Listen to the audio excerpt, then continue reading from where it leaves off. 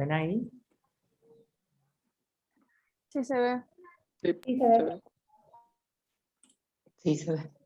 Buenísimo.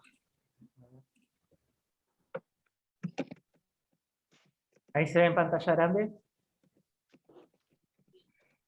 Sí se ve re bien. Buenísimo. Bueno.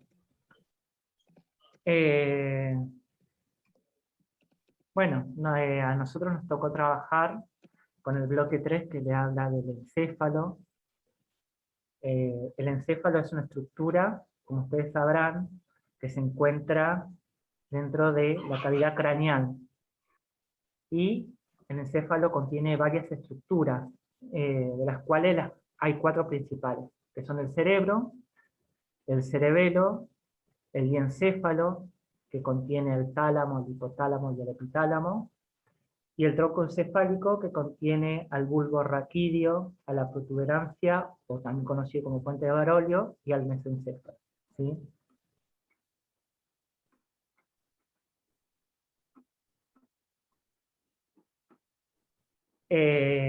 Este encéfalo está protegido por 3 capas de tejido conectivo, ¿sí? Recuerden que el tejido conectivo, una de sus funciones es de proteger a los órganos. Y estas capas de tejido conectivo se llaman meninges. Estas rodean el cráneo y la protegen, y se continúan con las meninges de la médula espinal, ¿sí? Y reciben nombres, y lo vamos a nombrar desde lo que es la periferia hacia lo que es más interno, ¿no? Está la dura madre, que sería estas capas de acá, las aracnoides, y la pía madre, que está como en contacto directo con lo que es el cerebro, ¿no? La meninge, la dura madre, perdón, tiene 2 capas, una capa perióstica y una capa meningea, a diferencia de lo que es la dura madre de la médula espinal. En la médula espinal solamente tienen una sola capa de dura madre. Acá en el encéfalo hay 2. ¿Por qué? Porque bueno, el encéfalo es uno de las estructuras anatómicas más importantes dentro del sistema nervioso central, porque es el que comanda en sí todas las funciones de nuestro cuerpo. Dentro de estas capas no hay si ustedes recordarán, en la médula espinal, entre la dura madre y la aracnoides hay un espacio, ¿sí? Que es el espacio epidural, y acá no existe, no hay espacio epidural. En el encéfalo no hay espacio epidural. Solamente estas 2 capas dispuestas entre sí, como unidas, y que se van distribuyendo por todo el encéfalo, y penetran, por ejemplo, en lo que es el cerebro, y lo dividen en 2 partes, en 2 hemisferios, ¿sí? La capa que divide esta, va a ser la capa dura madre, la capa meningea, ¿sí? Es la que va a pasar por el medio del cerebro y los divide en 2 hemisferios. Esta capa de dura madre también divide a lo que es el cerebro, el cerebelo, y también divide al cerebelo en 2 partes también, para protegerlos. A una de esas divisiones, una de ellas... De la misma manera te expliqué. ¿Alguien tiene el micrófono abierto? Gonza, una pregunta. Sí. ¿Estas capas también son vascular y avascular o no? La aracnoides es una de las capas avasculares de estas capas. La aracnoides es avascular, o sea, no tiene vasos sanguíneos. Después al resto sí. Sí, porque necesitan tener nutrición para que no se dañen. Necesitan recibir oxígeno y demás, ¿sí? Eh, bueno, como les decía, esta dura madre penetra en el cerebro y lo divide en dos hemisferios, el hemisferio derecho y el hemisferio izquierdo. También separa el cerebelo en dos partes y también separa a lo que es el cerebro del cerebelo, que esto se llama tienda del cerebelo, ¿sí? La que nombré primero es la que separa los dos hemisferios cerebrales, es la hoz del cerebro. Y después está la hoz del cerebelo que separa al cerebelo en dos hemisferios, y la tienda del cerebelo que separa el cerebro del cerebelo, ¿sí? No sé si se comprendió bien esa parte.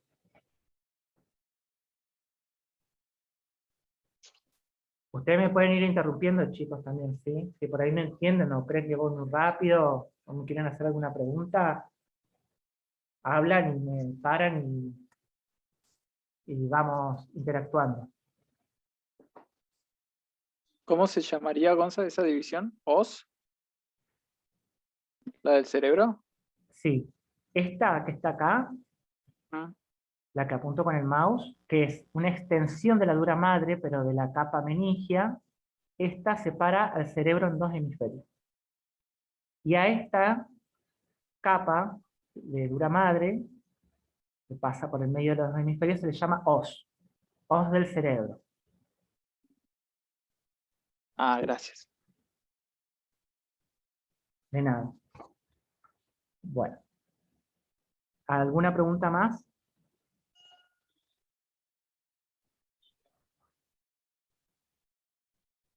Bueno, continuemos.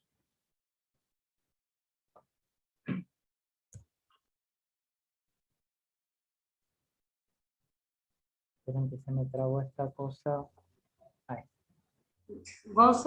Sí. Gonzalo, esa es la que te preguntaba el compañero recién de hoz del cerebro, esa sería la de la respuesta 3, ¿no? Que dice y ya para rellenar, separa el cerebro en mitades derecha e izquierda. Ese sería hoz del cerebro, ¿no?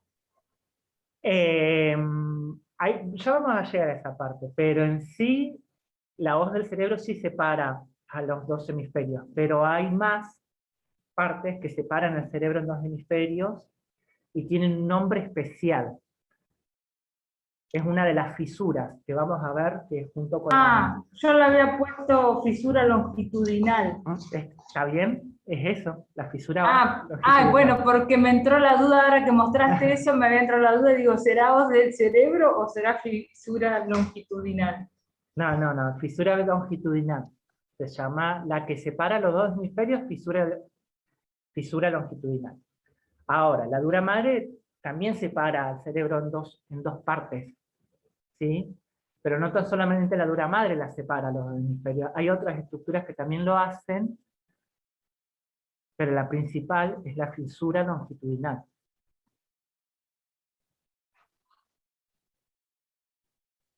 Bien. Bueno, también acá lo que podemos ver es el flujo sanguíneo, ¿sí? La barrera hematocefálica. El flujo sanguíneo, hablamos de todo lo que tiene que ver con las arterias y las venas, que son las arterias son las que nutren al encéfalo, y las venas son las que transportan todo lo que desecha el encéfalo, ¿sí? Como ustedes podrán ver acá en las imágenes, el encéfalo se nutre gracias a las arterias. Las principales arterias que nutren el cerebro son las arterias vertebrales, que vienen de las vértebras, por eso su nombre, y las arterias carótidas internas, que son estas de acá. Las arterias carótidas internas y las arterias vertebrales. Como verán acá, las arterias vertebrales se unen entre sí para formar lo que es la arteria basilar. Y después, bueno, hay muchas ramas, como ustedes podrán ver, Está la cerebral anterior, la comunicante anterior, la cerebral posterior, que son todas ramas que salen ya sea de la carótida interna, de las carótidas internas, perdón, o de la unión de las vertebrales que dan paso a lo que es la arteria basilar. Acá también tienen otro dibujo, donde pueden ver acá el tronco brachiocefálico que viene del corazón y bombea sangre, pasando por las carótidas, la carótida común derecha, acá tienen la vertebral, acá la carótida interna, de este lado se ve la derecha, y cómo se van ramificando y después van tomando otros nombres, ¿no? Habíamos dicho que la vertebral, las dos vertebrales se unen para formar la arteria basilar, y después se van ramificando y van tomando distintos nombres. Y estas son las que nutren al cerebro de oxígeno y de glucosa y de todos los elementos que necesita el encéfalo para poder ejercer sus funciones.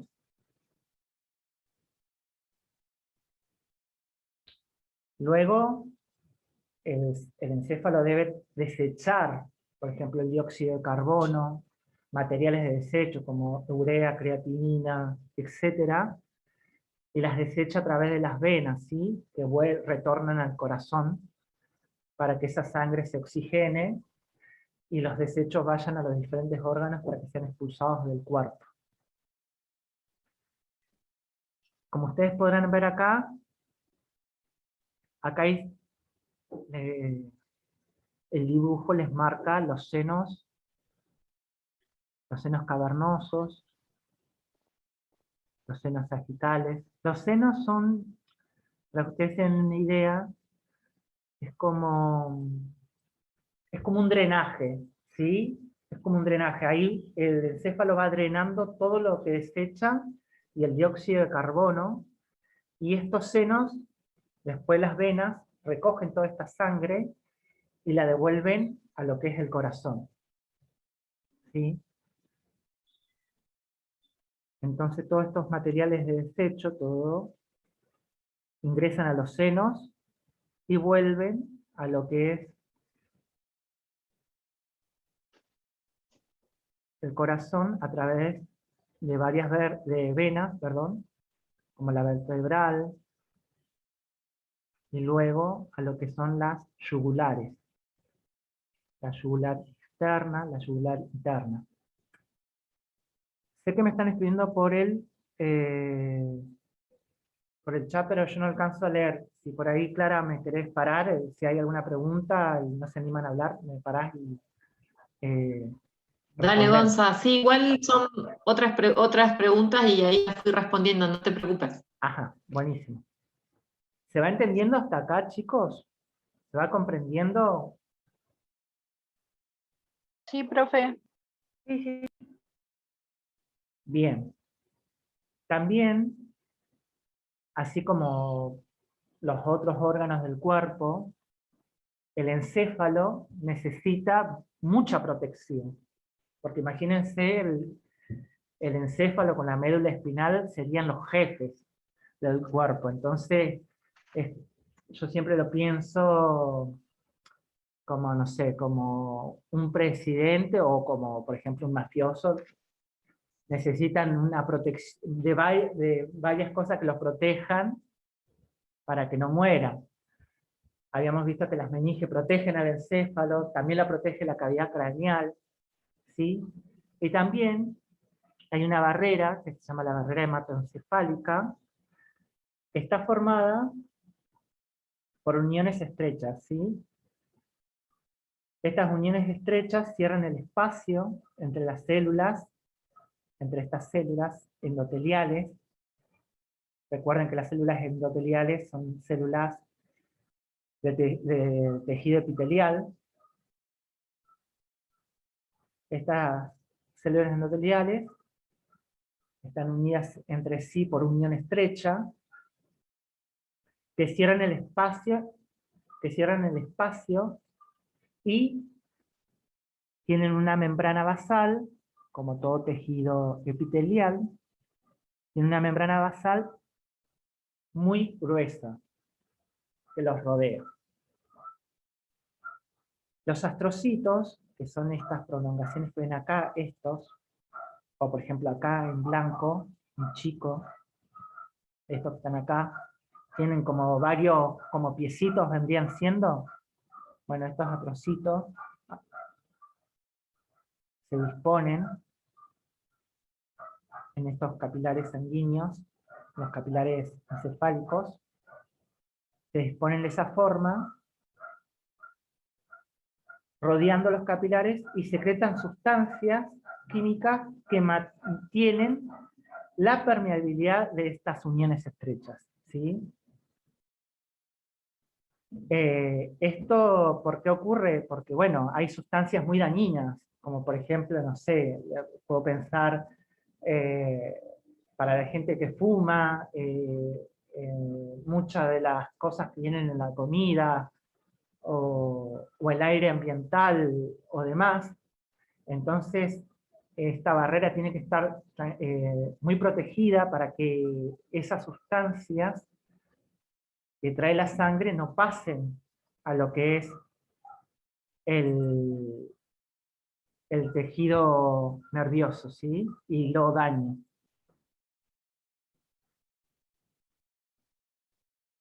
Las sustancias solubles en agua, como la glucosa, atraviesan la barrera hematoencefálica gracias al transporte activo, que eso seguramente lo habrán visto, creería yo, en ciencias aplicadas. También la creatinina, la urea y casi todos los iones atraviesan la barrera hematoencefálica, pero esto lo hacen muy lentamente.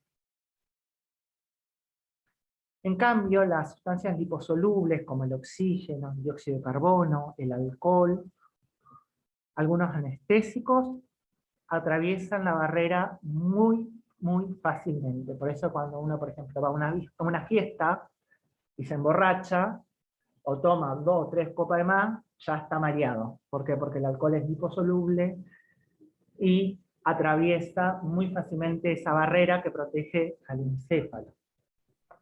¿Sí? Si esta barrera sufre algún traumatismo, Me hizo perder una la clase. inflamación, ¿alguien tiene prendido el micrófono? Micrófono.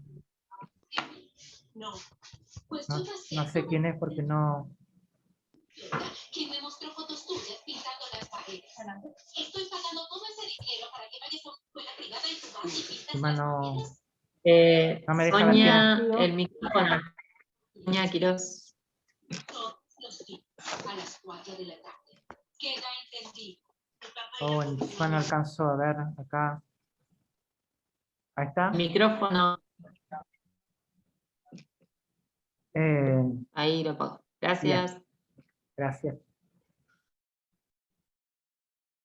¿Se comprendió esta parte de la barrera hematoencefálica? Sí, Gonza, yo lo que entendí, o sea, que si esta barrera se llega a producir una ruptura, también afecta a las neuronas y después es muy difícil reconstruirlas, o sea, no se reconstruye prácticamente. Exactamente. Por eso es importante que estén, Muy bien, muy bien, muy para bien. que no deje de pasar cualquier sustancia, ¿no? Exactamente. La barrera hematoencefálica tiene la particularidad de seleccionar qué sustancias van a pasar al cerebro, pero hay otras que pasan muy fácilmente, como hablábamos, el alcohol, la cafeína y demás. Y esta tiene que estar muy protegida, porque bueno, como dijo la compañera, las neuronas mueren y no se regeneran. Las neuronas lo que tienen, que una vez que crecen y están desarrolladas, no hacen mitosis, no tienen, por así decirlo, hijos. Las neuronas mueren y el que ocupa el espacio de esa neurona son las neuroglías, ¿sí? No tienen la posibilidad Hago como una otras células. acotación. Sí, claro.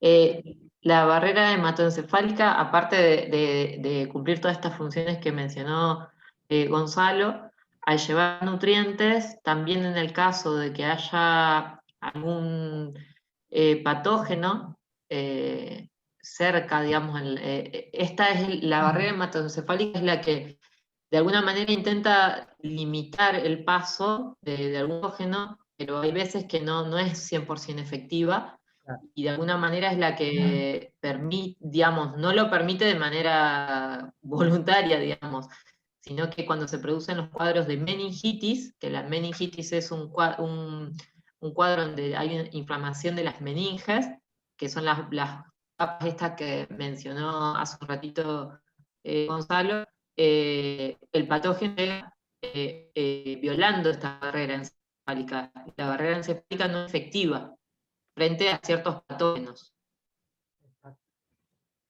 Bien. Por eso es muy importante que esta barrera esté muy protegida. Por eso hay uniones estrechas entre esas células que impiden el paso de ciertas sustancias, de patógenos. Si bien el encéfalo también contiene células que lo protegen, como los glóbulos blancos, pero al verse, por ejemplo, traumatizado el encéfalo, o ante una intoxicación además, o una inflamación, como dijo Clara recién, una meningitis, esta barrera se rompe, entonces los patógenos pasan chochos por su casa y enferman al encéfalo. Otra de las sustancias que por ahí es más difícil que pasen, que es muy difícil que pasen, son los antibióticos y los anticancerígenos. Por eso es que por ahí es muy difícil, por ejemplo, tratar a alguien que tiene cáncer y ha hecho metástasis, por ejemplo, en lo que es cerebro o en alguna parte del sistema nervioso. Pero bueno, hay diferentes tratamientos como para poder vencer esta barrera y poder darle tratamiento a esas personas, ¿sí? ¿De esta parte le quedó alguna duda? No. Bien.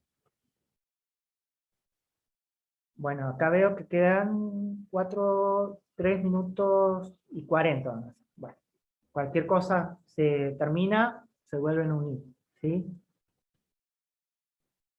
Bien, acá vemos lo que es el líquido cefalorraquídeo. El líquido cefalorraquídeo, como habrán leído, es un líquido claro e incoloro y está compuesto principalmente por agua.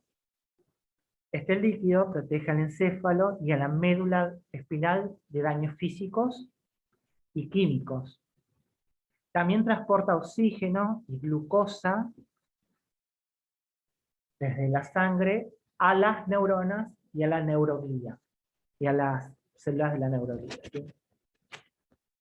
Este líquido cefalorraquídeo circula a través de cavidades en el encéfalo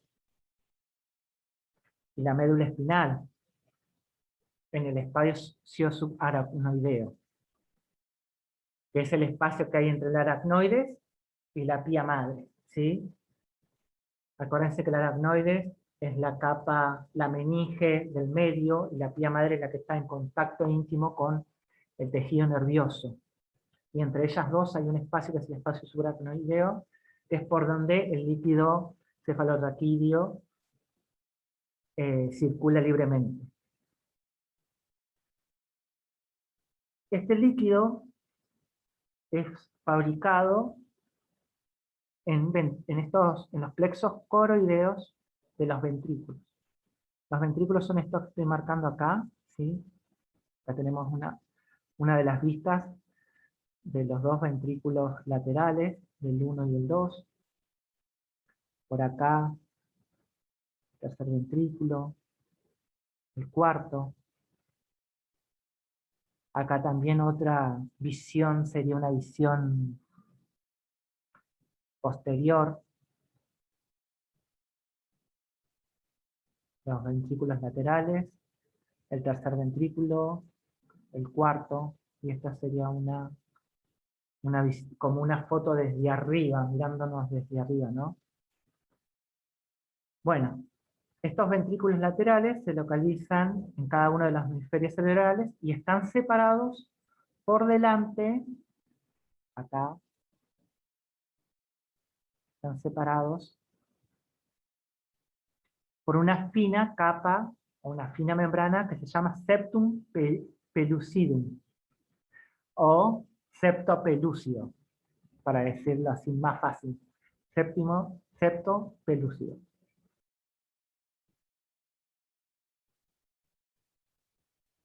Estos ventrículos laterales tienen estas estructuras, que son los plexos coroideos, que son los que secretan el líquido cefalorraquídeo, ¿sí?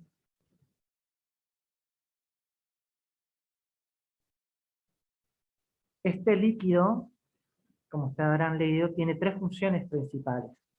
Una función de protección mecánica, porque amortigua los impactos y protege al tejido nervioso de movimientos que puede provocar el roce con las paredes del cráneo, ¿sí? O el conducto vertebral en el caso de la médula espinal.